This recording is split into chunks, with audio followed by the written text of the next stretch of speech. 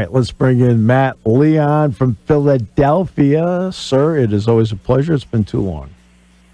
Good to be with you, as always. We'll start with the Sixers, then I'll move over to the Phillies, because the Phillies have been playing great baseball. I'll start with James Harden, then I'll get to the draft. Obviously, if I'm Harden, I want the max deal. Okay, that's what I want. Okay. Do the Sixers want to do that? It's a good question. I think so. I think they think that the James Harden was never really 100% this past season, and I think the hope is that a full off season will get him where he needs to be. So I think he will. Well, could something be worked out where maybe it's not completely the max, maybe, but I think he'll get close to what he wants. Okay. And I do know he was hurt. I mean, I understand that. So we never really saw the full James Harden out there. The Sixers draft 23rd. And, of course, now we're, for the first time I've actually looked at a mock draft today.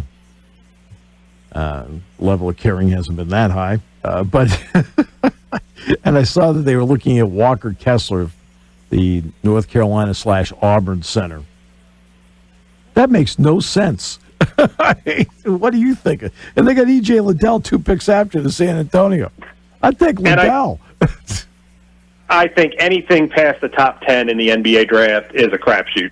Yeah, I agree with you. So I think I'm not convinced they will even use the pick. Yeah.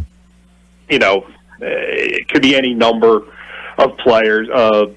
And it's hard for me, and I know they got Tyrese Maxey in this neighborhood a couple years ago, but I think anything you get at like a 23, it's hard to point at and say that's going to help us right now.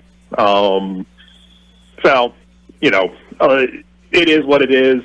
I think the fact that, this pick was part of the Harden deal, and the Nets were like, you know what, you can keep it. We'll try better. We'll try for a better one down the road. That kind of tells you all I think you need to know about. Yeah. Like I said, they got a kid like Maxey in this neighborhood.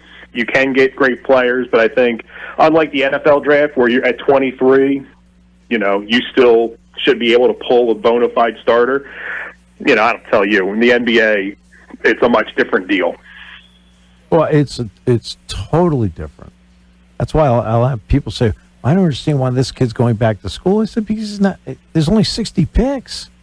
Yeah. Right? And really, between you and me, there's only 30 picks. And the reason there's only 30 is because of the guaranteed money being a first-round pick. I'm not saying there are 30 players among the 30 picks, but it's the guaranteed money you get for being a first-round pick. Right. I'd pick Liddell. At least he's an inside-out player that can play. You know what? And he also plays defense like Grant Williams. All right. Interesting. So now let's get to the Phillies. They change one person. One. And they go on a run. Did Girardi create a clubhouse dynamic that was maybe a little difficult to deal with, and Thompson's loosened it up? What is it? I think it's probably a lot of things kind of coming together at once. I think there was, for whatever reason, and I am not down there, I'm watching on TV like everybody else. Sure. Whatever, it's either there was just a lack of energy. Yeah. It was, nothing felt exciting. It was very much kind of another day, another dollar. It felt like watching them. They were dull. And I think a lot of that came from Girardi. Now, I don't know if Girardi, if it's just his personality and, or whatever, but I think changing to Thompson, even on a interim level, gave them a little jolt. It seems to me that Thompson connects better with the roster. I think Thompson has leaned more on younger guys, where Girardi would move guys in and out of the lineup. And He's given the young guys, and they've come through a lot, and that's given a jolt. I also think you have a lineup with a lot of guys paid a lot of money to hit, who, with the exception of Harper, were very inconsistent the first couple months. And you kind of see the last few weeks maybe a reversion to the mean in a good way. Some guys that had underachieved starting to come back to kind of what you expected. They've run into some teams at the right time. Yeah. They ran into I don't say that like it's a bad thing, because we've watched this franchise for the last several years, find ways to lose to terrible teams in clutch situations on a consistent basis. So they ran into some pretty good teams that weren't playing well. Mm-hmm. Now they're getting fat on playing some bad teams. So I think it's a convergence of a lot of different things that have led to, winning 15 of 18.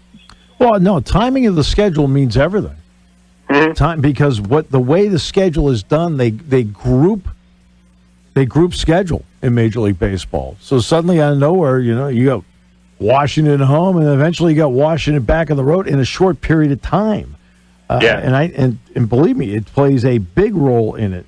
But offensively, you see them, for example, they get a walk-off homer in the ninth inning. They've walked off some games. Is there a different confidence, a different vibe with this team? Yeah, and I think that kind of starts to feed on itself. Yeah. A team has a little success like that, it starts to become a thing, and then guys all of a sudden, because they've won, I said, 15 of 18? Yeah. I would say there's about 4 games during this stretch that are games that we have seen unfold similar situations over the last 10 years, and they find ways to lose them, or they don't come up with that big hits, or they're the team making the big error to open the floodgates instead of taking advantage of the error.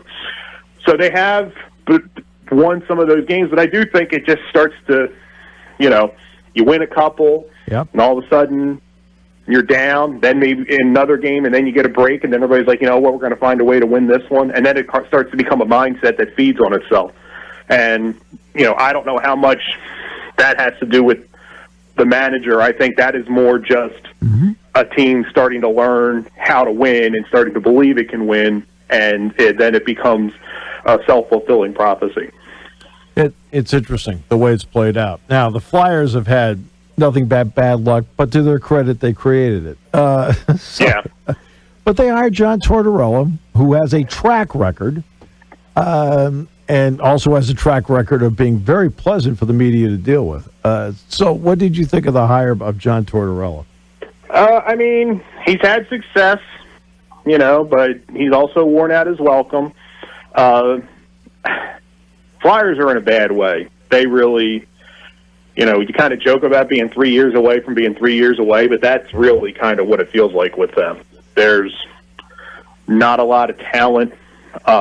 They have one of the things that was amazing about the Flyers through good times and bad times is that fan base was rock solid. Yeah. And real honest to God, for the first time in my life, the last few years, that fan base has disintegrated and has kind of thrown up its hands and said, whatever, I'm not that interested. And that's probably the most alarming thing of anything with the Flyers. There are very few players I think you point to and get excited about. There are some guys that, young guys that have a potential to help but not impact guys. There hasn't been a lot to get excited about player development-wise. You're working on your third rebuild here. And I guess my point is, Tortorella's had success. Tortorella's won a cup, and I think he'll take them from being awful to below average. Yeah. And, probably burn out like he has in other places where it gets old by that time. So, I don't even say this to say anything about John Tortorella as much as just to say about the state of the franchise that the coach, I think, it doesn't mean a lot right now until they get some more legitimate talent on that roster. Well, Steve Kerr's a perfect example of that. When they were hurt and banged up, Yeah. They didn't make the play. They weren't even close. They got a 7-month vacation out of it because of COVID. Then last year they played in the 8-9 game or something like that because Klay Thompson was banged up. Now he's got everybody available, and suddenly out of nowhere the magic wand works. Talent does mean that you can be a bad coach and take good talent and lose.